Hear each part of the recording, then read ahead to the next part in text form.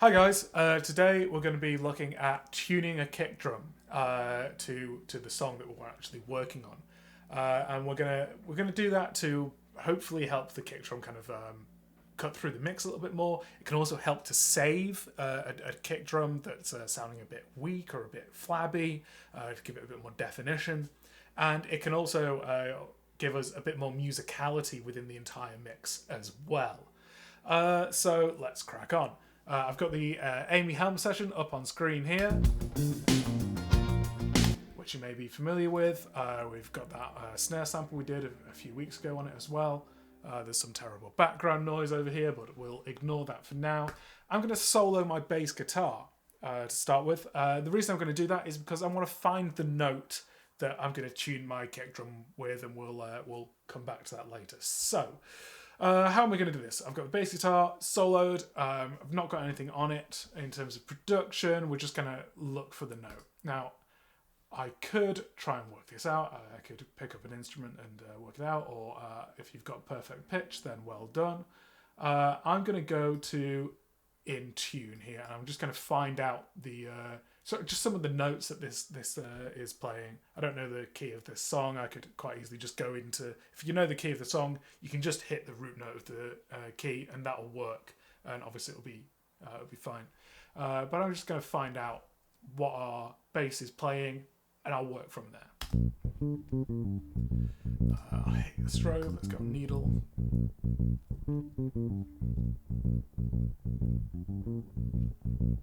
So a lot of these notes that's playing now is this A sharp.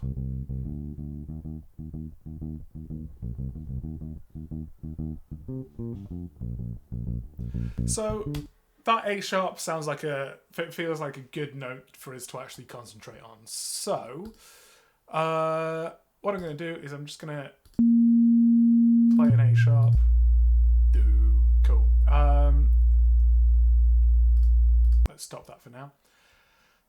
So what I need to do is find out what frequency that A sharp is at. So there's a couple of ways of doing this. We can look it up online. There are like tables with frequencies and all of the notes beside them. That'll be fine. You could take a guess. You could go through and do it by ear, but let's be slightly more accurate than that today. So I'm going to go on EQ, and there are some stock EQs with Pro Tools, and I'm not going to be able to find one now, that have a frequency and analyzer within them. Do I have one in here?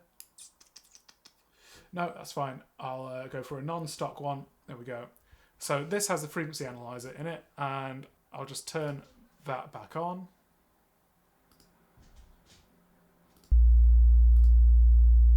That's coming up at just below 60, probably about 58, I would say. There we go. We can get rid of both of those plugins now. So that was coming through at this 58 kind of region just here. And I happen to know that A sharp goes down and is 58.5, I believe, in terms of frequency. So we're going to hold that number in our head, and we'll come back to it in a minute. Next off, we're going to just check in on our kick drum just down here. And I'm going to use the kick in for this just because I think it sounds a bit more.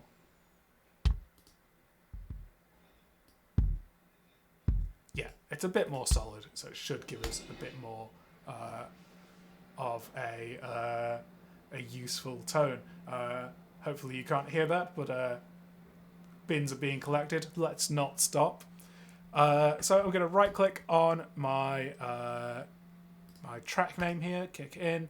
I'm just going to duplicate this track, and with duplicate track we get this little window, and it offers us to keep all of the inserts and routing and stuff like that, and we're going to say yes to that because I want to keep that. So we've got our kick in, so let's call this, we're going to rename this, and we'll call it kick tune. And let's write our frequency just down there as a note. And I'm going to keep the gate on this, and I'll probably keep the compressor on this. I'll keep the compressor last. and we're going to keep the EQ as well, but we're going to change it. So I'm going to turn off all of these frequency bands, and I don't want any of the high end on this, so I'm going to get rid of a load of that high end,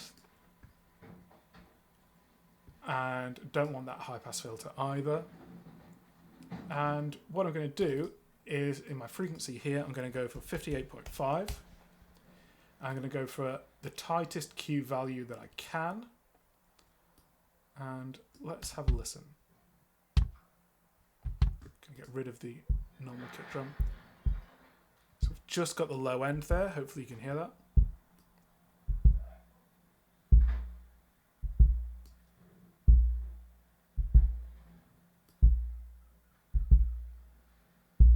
Okay, so what we've got there is that note, and we'll play it with the bass now.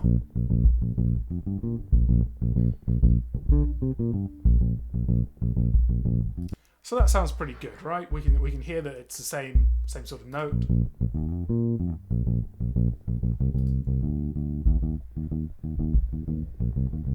Not now.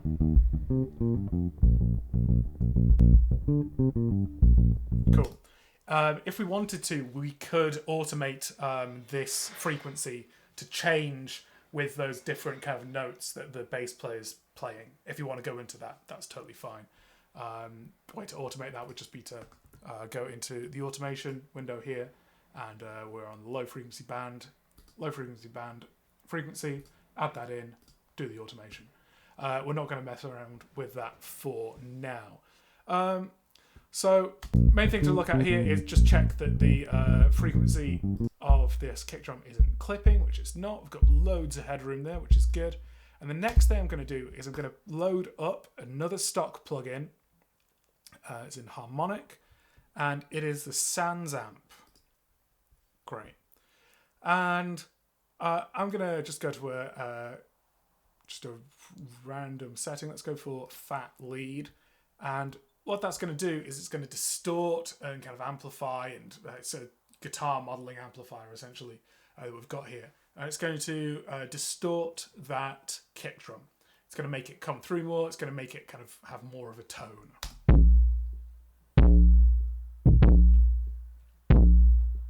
Cool.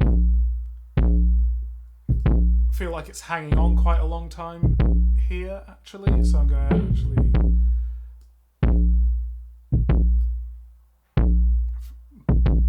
change up my gate a little bit just so that I can.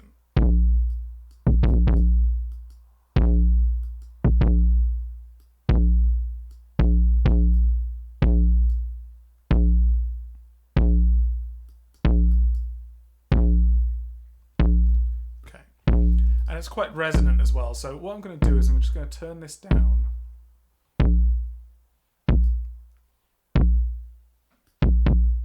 That sounds pretty good. I could even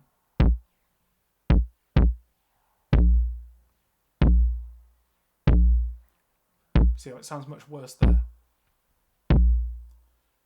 Cool. So what we're doing here really is we're using a resonant part of the kick drum to our advantage in a musical way.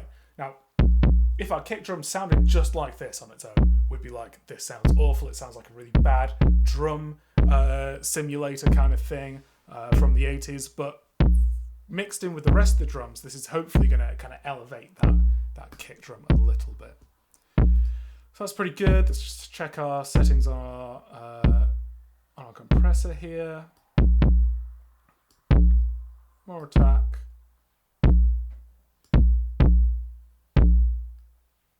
That's good. I'm happy with where that's coming down to actually. So let's listen to it with the kick drum.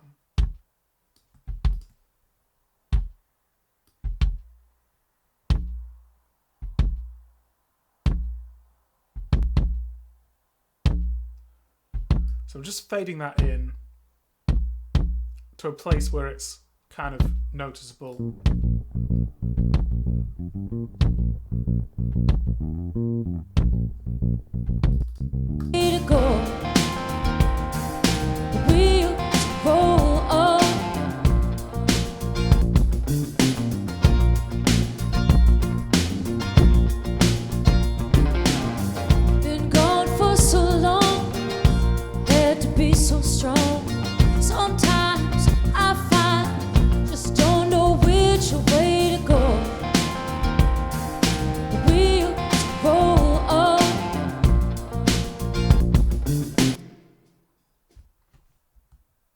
Okay, cool. So we've got that in there now. I'm going to try something just a little bit different here, actually. And what I'm going to do is, because you'll notice that the kick tune here is actually coming in just a little bit after the main kick drum.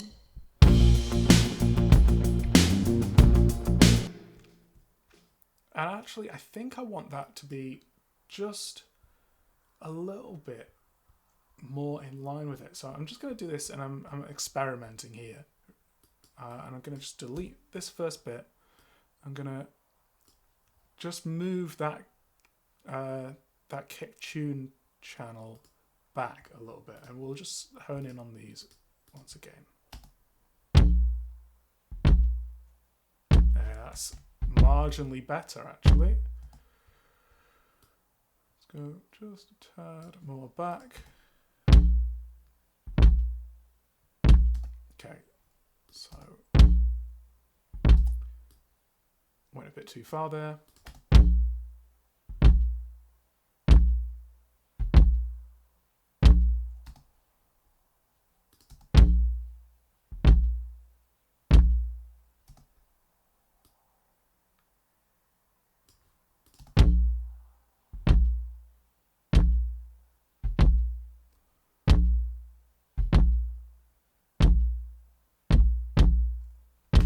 Now, to my hearing, that sounds a little better.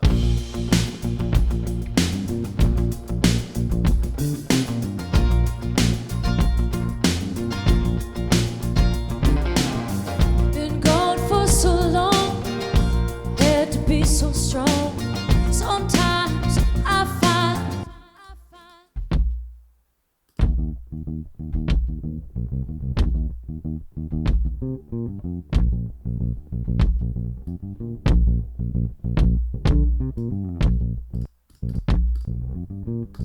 I forget for a while.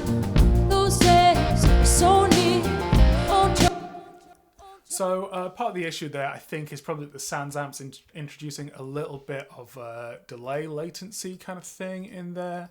It could just be that, as well, in fact, more likely, is that this particular frequency doesn't come through until the kick drum's kind of just breathing out a little bit. So we're just moving that back to kind of get that, to take advantage of that delay, so all of the sound comes through at the same time. Okay, cool. So that is roughly how you tune a kick drum to make it sound kind of more musical within the mix. Let me know if you've got any questions about that, and maybe it's something you want to try in your mixes. Great. See you later.